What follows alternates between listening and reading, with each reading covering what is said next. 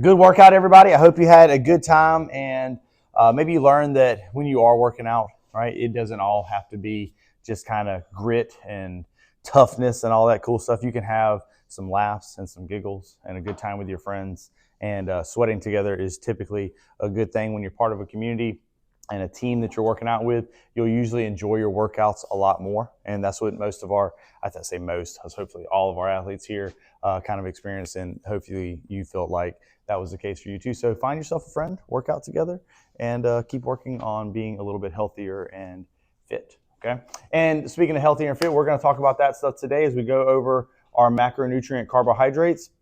Abrie is going to be talking to us about that. She has been kind of the lead on this stuff. She's our nutrition coach here, and she's been helping you guys, me, everybody out in the gym with all of their nutrition questions and kind of helping them set goals. A lot of the things we work on here are making sure that we have a good, healthy body composition, so our muscle mass, our body fat are in good ranges so that we can avoid things like diabetes, and we can set things like new personal records in the back squat or something cool like that. So all of it comes together from reaching our goals, and carbohydrate is a great fuel source, but it can be a little bit maybe finicky is the word to use right there.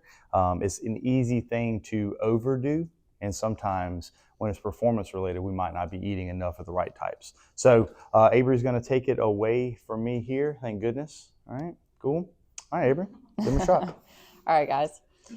So what macronutrient do we think we utilize the most in today's workout? Probably carbohydrates. We spent, the last two of these talks, we talked about protein and we talked about fat. Those are going to be our two essential macronutrients. Technically, we can live without this one, unfortunately, but it seems to be the most exciting, the one that makes everybody happy. So broken down just simply, carbohydrates are sugar. So they come in a few different varieties. So our monosaccharides, that's just going to be a single sugar. That's glucose, fructose, and galactose. I think most of us we're familiar with glucose kind of as that primary one. And when you think about that, just think like table sugar. It's pretty simple sugar. And then we have our disaccharides. That means two sugars paired together. So whenever you combine a couple of glucose molecules, you're going to get maltose, which is going to be like your beer sugar, basically, that alcohol sugar. Glucose and galactose are going to be lactose, so your dairy sugar is found in milk. And then your glucose and fructose, which makes up sucrose, and that's going to be found in most of our foods that we consume a lot. Like whenever you look at a lot of labels, you'll see sucrose as an added sweetener in a lot of things. So that's that combination of glucose and fructose. Then we get into the polysaccharides, which some are going to come in human form and some are going to come from our fruits and vegetables. So you can think of these two types as kind of like your simple carbohydrates. And then that last one, the polysaccharide, is going to be more of your complex carbohydrate. But the glycogen is basically what we utilized here. We utilized the glucose that was in our bloodstream. So maybe you woke up and had a banana before this workout. You're going to immediately use the glucose that's floating around in your bloodstream at that time. Once you deplete that, then you start to tap into the glycogen, which is in your muscles, in your liver. So just kind of to give you a ballpark here, inside of your liver, you store about 80 to 100 grams of glycogen in your liver. And then within your muscles, 300 to 900 grams of glycogen for you to access. And that's basically what your reserves are that you pull from if you don't have any glucose floating around in the bloodstream. Now, the reason there's such a range is because we're all different shapes and sizes. Some of us have an abundance of muscle mass to pull from, and some of us don't. So that's why you're going to have such a huge range there. And then we pull some from our starches. So think potatoes, rice, pasta, corn.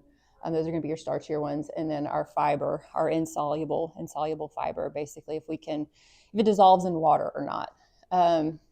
And that's going to be found in most of our fruits and vegetables there. Do you guys have questions about that so far? We're all clear there. Does anybody see a theme on those words? What can you look at with all those monosaccharides? What's that? The OSE. OSE. OSE. Yeah, anything that has the suffix OSE is talking about a sugar. So when you think about reading labels on your foods, and it's got these big words that we might not know what they are. Maybe it's not a vegetable or something that we kind of know what it is. But we start to see these words on the back of it, and we're trying to get into a diet where maybe we're trying to minimize the amount of sugar that we're taking in because we're trying to restrict our calories or something like that. Or we're just trying to manage our blood sugar, okay? Then we can look at some of these things and say, oh, this word has that suffix OSE on it. Maybe I should look for a different type. Does that make sense? Now, in your fruits and stuff like that, like they're going to be, they're going to have the fructose. They'll have a glucose fructose blend. They're a little bit higher in fructose. But then when you bring in something like high fructose corn syrup, then you've elevated the fructose much higher. Then you have the glucose, and then it can be a little bit more detrimental to your system. This is much more concentrated. But then, we can kind of go into what does it do? Well, it supplies us with energy, mostly for our high intensity workouts. So as we're going back and forth here, we're having these intense spurts of movement. We're really tapping into the use of that glucose. And if we don't have any glucose readily available in the bloodstream, like I said, we'll start to work into that glycogen storage and pull from there. And then once we deplete that, then we can start to use our excess body fat. So if we're like, man, I've really been trying to lose some body fat and it just isn't happening for me, it's taking me forever. Well, we have to deplete the glucose, the glycogen first before we can then switch over into burning ketones, which helps us burn body fat. Does that make sense for you guys? Oh, yeah. So I've got a question. What's the ideal thing to do before you come and work out? Say if you work out at 8 to 1 off the eat banana or eat nothing or eat something more sustainable? It depends on your goal. It depends on you and what your goal is. If our goal is performance, then I'd say eat the banana. If we don't, if we're lean and we don't have any excess body fat to lose, then we want to supply ourselves with that glucose so that we can have a really good performance inside of the workout. If we are struggling, we have chronic disease, say we've got type 2 diabetes and we know, or, we're pre-diabetic, I would say it's ideal to probably go into that fasted, and it's going to help increase the stability of your blood sugar. And you're going to start to deplete some of this glucose and glycogen storage and then tap into that fat loss. And you'll see the metabolic, your biomarkers improve for stuff like that. Does that kind of answer your question?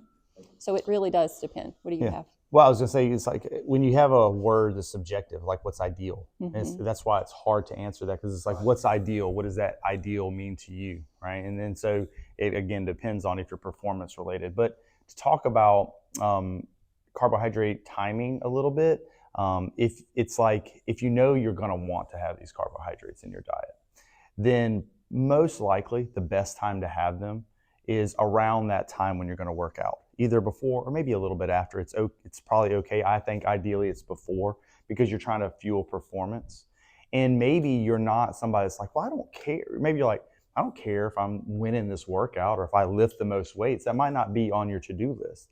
But what might be on your to-do list is to gain a healthy amount of muscle mass so that you can protect your joints, so that you can have a higher metabolism, right? So these other things that you've identified as being healthy or good, well, it may be ideal, right? But you might not. So when we say performance, I don't want you to think it's like, oh, it's only so I'm the baddest dude up in the gym. That's not really what we mean by performance. We're meaning that what are the physical things that you're going to be doing that are related to the exercise in the gym that are going to get you closer to your goals. So that's a performance related goal versus one that would be like a health related goal, which would be like, hey, controlling my blood sugar, right? Going into the workout fasted or moving my body fat down to a percentage that puts me out of an obese or out of an overweight range so that I can go away from the chronic disease that I might be kind of putting myself towards, type 2 diabetes, heart disease, or anything like that.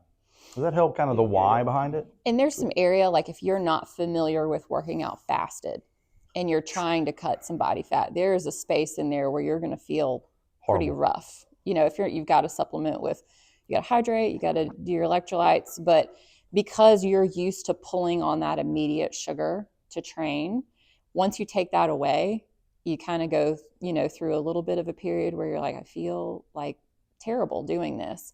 But once you get through that initial period, your body, it's like a light switch. It's, it flips on, and then it's like, okay, now we know how to use fat for fuel, and it gets very efficient at doing that. Then once you've mastered that and say, you lose the desired amount of body fat to put you in a good health range, then you're able to switch back and forth to where, okay, now I'm at a spot where I can eat a banana before this training session, or a goo or whatever, and have it do the job that it's assigned to do. And I'm not storing any of it as excess body fat anymore because I'm actually using what I consumed. Yeah, another way we experience it is if you're a runner. So as you get used to doing this steady state cardio for endurance for like more than 10 minutes. So you're not doing sprints. You're like prepping for a 5K, you're prepping for a half marathon. You're running for 20, 30, 40 minutes an hour, right? You're getting out there. So when you start to do that type of training, you're going to, if you're not already ready for it, and you're not acclimated to that stimulus, that stress, then what's happening there is you start to run and you're like, okay, I'm running, I feel good. Right? This is pretty good. I'm running, right? And your body's full of gas. It's got plenty of energy, right? It's got the stuff you ate that morning going through your bloodstream. It's got full reserves inside of your muscles. But then you run and 10 minutes goes by or 15 minutes goes by or whatever, depending on how much muscle mass is on your body or what you ate. You're like, okay, it's starting to get on top of my energy is dropping down. And maybe you stay in that kind of, for like 5-10 more minutes or whatever, you stay in that kind of I feel cruddy state. And then all of a sudden it's like, okay, I've kind of found my pace, my stride. So so somebody that may not be in the strength and conditioning world understand what's happening in their brain, they're just like, oh, I'm just getting used to it or whatever. But what's happening are these physiological processes that are like your body slowly was transforming into, okay, we've identified we are out of glucose, we are out of sugars, let's start tapping into this other resource. And we're not like a light switch, even though we're saying like a light switch is like a good analogy for it, but it's not like, boom, all right, you're out of this stuff, turn on to this stuff. Yeah. It doesn't happen. There's a process, and we start to break down these tissues and start to pull energy sources out of them. And then we get a little bit more gas in the tank. And you're like, oh, so that's what's happening. And you maybe as the athlete, I just feel better. And then you're running for a few weeks or a month and you're like, I'm getting pretty good at this running thing. Well, your body, yes, your VO2 max increased, your work capacity increased, your muscles got more endurance, the muscle fibers are changing, stuff like that. But what's also happening is your body is becoming more efficient at turning on that process of burning fat. You got better at it because you've done it more times. So your body's like, oh, I'm acclimated to this. I know what we're about to do. I've felt this stimulus.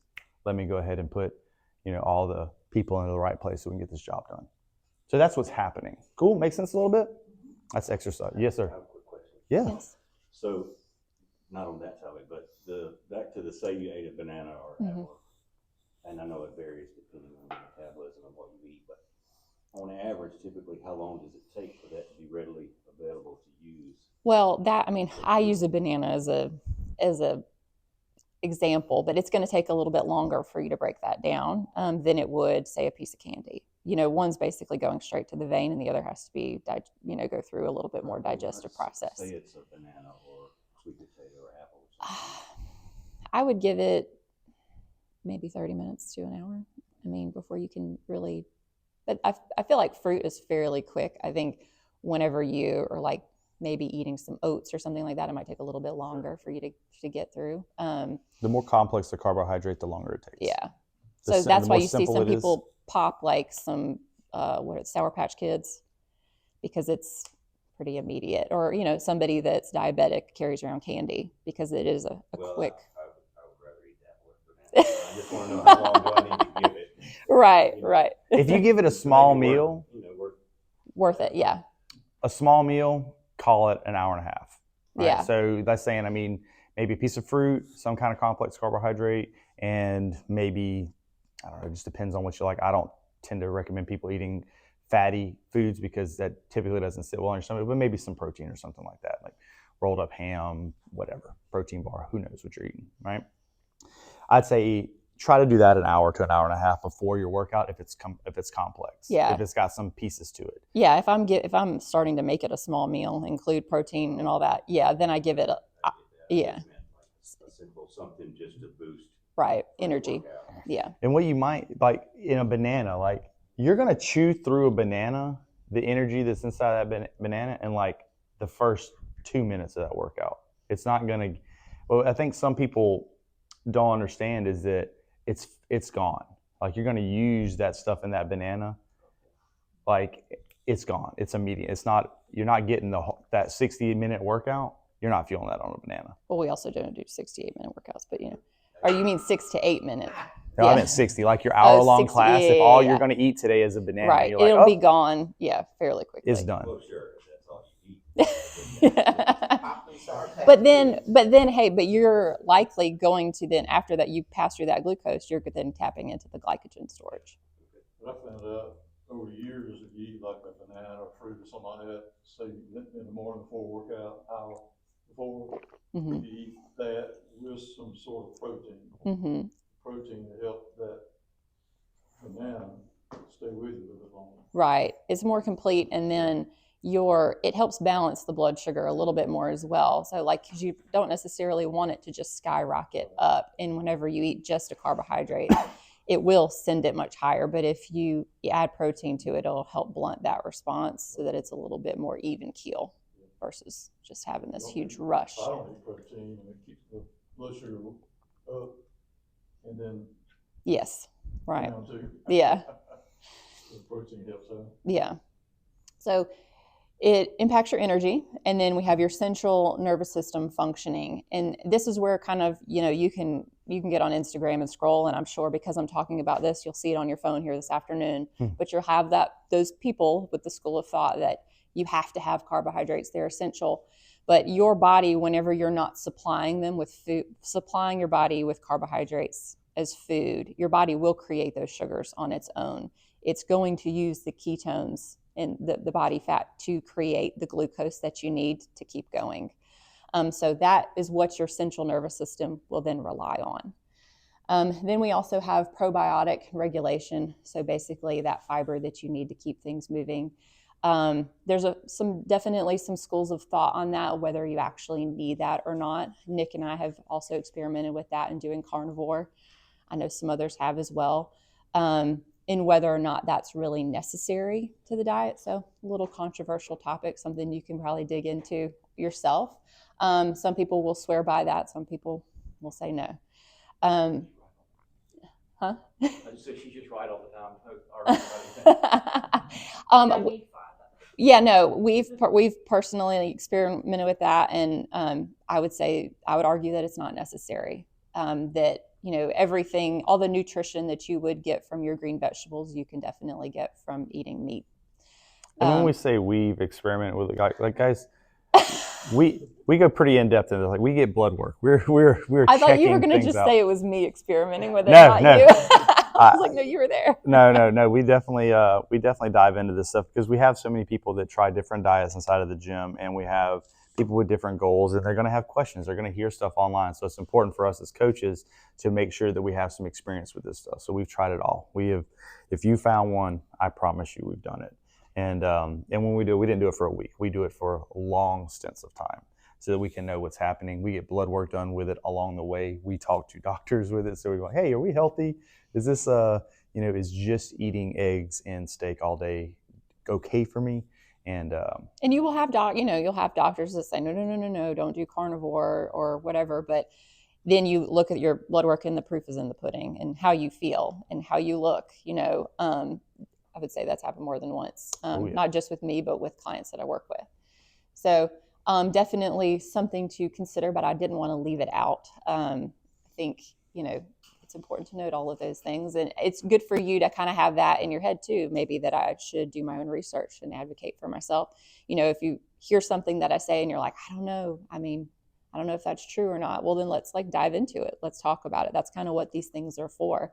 If you have questions, and if I don't know the answer, I am more than willing to, Nick knows, I will spend my entire afternoon researching it because I want to know, and I want to be able to give you the answer. we're not anti fruit and vegetable guys. I know we've tried carnivore and stuff like that, but we eat fruits and vegetables with every meal. Right. I'm more of a fan of variety, So your recommended intake, it really depends on your metabolic flexibility. So say we're somebody that's already very lean or athletic, our performance is high, all of our biomarkers are perfect, then we can afford to have a little bit more carbohydrate intake in our body. So maybe something like 40%, as much as 40%. Now, you might go through the course of your life saying, okay, in my 20s, I could have 40% carbohydrates in my diet. And then maybe towards the end of your 30s, the hormones started getting a little weird. You didn't train as much. You started to add, gain a little bit of excess body fat. Then it might be time to lower that carbohydrate intake to kind of accommodate those changes in life. When I'm working with somebody that's got type 2 diabetes or chronic disease, we can go as low as 10% on carbohydrates and see some really strong benefits from that, especially if they're monitoring their blood glucose 24/7. We've seen huge improvement there. So it really, really depends. I know I like people to get in-body scans so they can see what their current body fat is, and we can work from there. But also blood work is really important and very telling when it comes to how much you should be having when we're looking at A1C, your daily glucose, fasted glucose reading. The U.S. average percentage-wise is going to be much higher than 40%, probably looking somewhere between, 60 to 80% carbohydrate. And then you look at the statistics in our nation in terms of obesity, it's right up there as well. So that's a correction that we're working to make. And that's why we're here doing these talks. Now, where you should get those carbohydrate sources from, they should be low glycemic, so they should not spike your blood sugar very much. They should be grown and harvested, so we like whole food diet, and then unprocessed, because that's going to bring them closer into this polysaccharide situation versus a simple carbohydrate. So it's going to take you longer to digest them, and you're going to get that sugar from them a little bit slower than you would if you were to pop a piece of candy. Do you guys have questions about that at this point? Okay. I have a good question. Okay. Sure. Where do y'all draw the line as far as processed or unprocessed? Oh. Well, The reason I ask Yeah. is because some things that are grown and harvested, Nick has told me, are actually still processed. yes. Like Well, a lot of stuff's that's similar. processed. Like I don't, we used to have chickens, but now I just bought chicken breast from the grocery store that's been processed before it got there, so everything has a level of processing, and as we're cooking it, we're processing it. But I think once you start to dive into this next piece where we look at the net carbs of stuff, you can see something that's been a little bit more processed versus something that's not processed. And you get into a little bit of a funny area here, where what we could be talking about when we say processing is what is actually having to happen to this thing so that you can consume it. So when we talk about something like specific grains, you would not, for a lot of your common grains right now that you would be used to make certain types of flour and other foods and other carbohydrates you'd eat, you would not eat them in their whole food form. They have, for example, something like an apple seed. If you've bitten into an apple seed, then it is tart and it is like something you want to spit out. It has this little coating on it that is telling you, hey, you do not need to be digesting me, spit me out, right?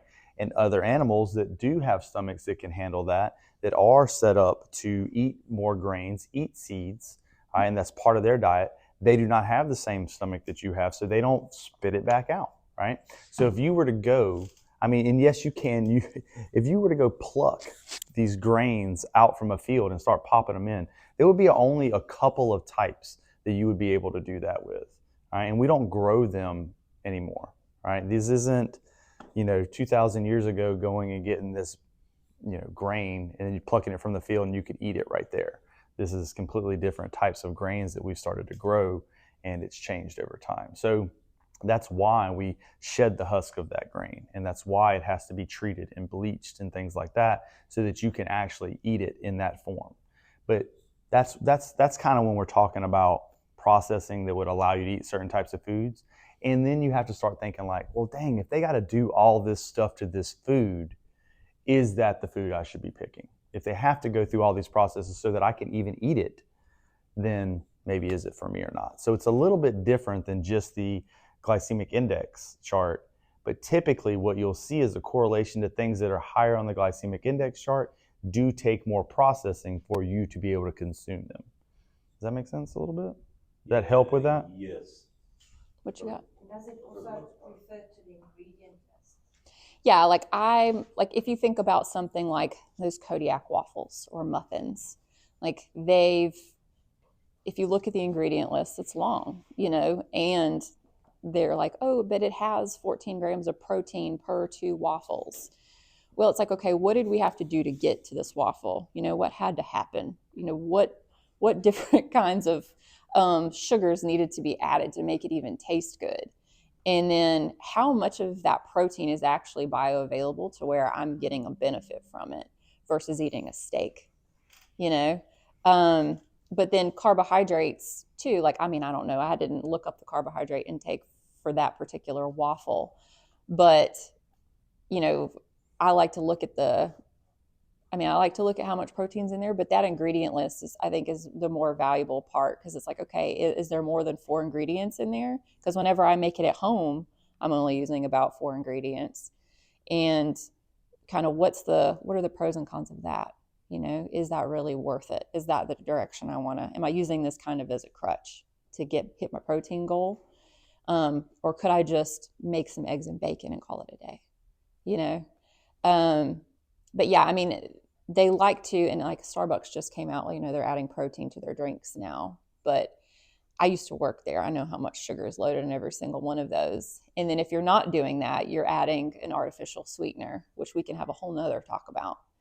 But, but it's like, how filling is that, and what kind of purpose are we trying to serve here? Are we fueling our bodies for activity, or are we just having a sweet treat? Are we having dessert in a cup? When a company like Starbucks, this is obviously just my opinion, but when a company like Starbucks starts to add protein to drinks, it's because they're seeing a theme that's happening in society that they want to tap into a part of that market. They see that their customers are now becoming concerned about their protein intake, which is great. We are very happy that women in particular are tapping into the importance of protein in their diets, and it's changing society, and that's a really good thing. And so what they do is they see the market and they're like, oh, all these ladies start to care about their protein now. And my market demographic happens to be more female than male. Therefore, I add this thing in here. There's a cost benefit analysis that goes into it. And hey, I just added protein to it, and protein's not cheap. I can sell this thing for a couple more bucks. And now my $6 drink is an $8 drink. And you're like, I'm doing good because I'm doing protein. And yes, you're doing better, but you're still getting it through Starbucks drink, Kodiak waffle, whatever. Right. So it's a big mental game that we're playing right here, where really the answer is to get as close to whole foods as you can. Get as close to eggs, get as close to your garden, get as close to your farmers as you can, because that's going to bring you closer to health. All right. Is it good to get protein? Yes. Our society is Starbucks? No. selling convenience, but really, that is coming at a cost, not only financially for us, but later on, it's going to cost us our health. So it's really comes down to then, okay, well, I got to roast the broccoli. I got to do all this stuff myself. Maybe I have to get out there and grow a garden and get some more chickens. But, but I think when you look further down the line of what it costs you health-wise, when you continue to eat processed foods, it really, I can see it in my family, that's everybody that's getting older. You start to see, and you look at their lifestyle and then the lifestyle that I chose not to inherit, and where I want to go, what I want to be like at 90, and being able to get around and do things. So it really, I'm not saying Nick and I don't eat carbs, and we're not anti-carb at all. I think it is, you got to pick your battle though. You have to pick and choose kind of how you want to do this. And the day-to-day, it looks more like sweet potatoes and broccoli, but on occasion, there is pizza in there and stuff like that. But it's, because we like to have a little bit of fun. But ultimately, when you look back, 1,000 years ago, that wasn't a thing. People were just eating whole foods. We weren't worried about packaged foods. But I wanted to put this up here because I do think it puts it in perspective per 100 grams in weight, how many carbohydrates are in these things. So you can see where you get the most bang for your buck. Like, I think, and I don't know if y'all have done this, but I've literally been like, that's a lot of broccoli. Like whenever I've sat down and measured it out, and there's no way I'm going to have room for anything else after that, after I eat all of that broccoli, plus the amount of protein that I've got to take in to hit my protein goal. But versus 100 grams of even rice, like it just isn't that much, and I could probably eat a cup and a half of rice and not bat an eye, you know what I mean? But whenever I go and enter it in Chronometer, I'm like, that really put a hefty dent in my carbohydrate intake for the day. And I did, if I didn't work out that day, then I'm like, well, I didn't really need that. So it kind of, to me, helps put it in perspective. And then, just how fast some of these things can go down the chute, like a blueberry muffin or a bag of Doritos. And whenever you start weighing and measuring your food, in entering it into something like Chronometer, it brings such a massive amount of awareness to what you're actually taking in. And then when you correlate that to your workouts and how many times you're working out a week and if you're making any progress or not, I mean, it changes the game for sure. You guys have questions? What that may help you with right there with this example of net carb content is the dilemma is that you are hungry, or you're satiated, or you're like, that's like, what am I doing in each meal that I'm consuming through the day to get me through the day? Okay. So when you put more stuff in your belly, you're full. All right. And that's without going down a rabbit hole of manufacturing of different foods and taking away the satiated feeling. So even if you pull that out of the equation, which it is in the equation, unfortunately, but then you say, okay, I got to eat some food, right? It's like, if I were to take a bowl of broccoli, right, it's going to take me a lot of work to eat that bowl of broccoli. It's a lot of food, okay? And it doesn't cost me very many carbohydrates. There's not a lot of sugars inside of this food. And even something like a grape, which you see it say 17 grams down there.